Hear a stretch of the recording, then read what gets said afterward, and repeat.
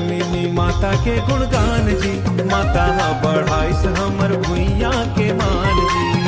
गाबो मिलके मिनी माता के गुणगान जी, माता बढ़ाइस हमर भुइया के मान जी। छत्तीसगढ़ के माटी धन्य होगे, ऐसन जन्म इस परान जी का। गाबो मिलके मिनी माता के गुणगान जी, माता मिलके माता के गुणगान जी।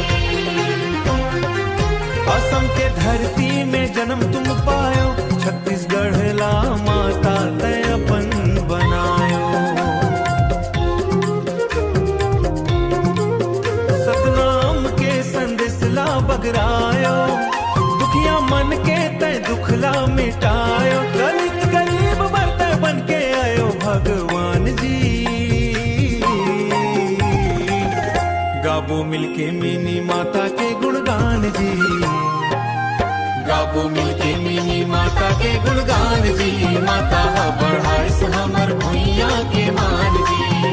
गाबो मिलके मिनी माता के गुणगान जी, माता मिलके माता के गुणगान जी। बाल विवाह लाते रोके माता, सबोला बनाए तय संगीनता। हंसते बांगो बांध तोर पहचान लो, तो त्याग लाना मन करत है यहाँ के किसानों। संसद में गूंज से तोर कड़क आवाज हो, छुआ छूत ला मिटाए के करे तय काजो।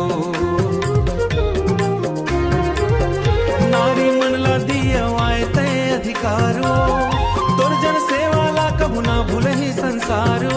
ममता के नाते कत करब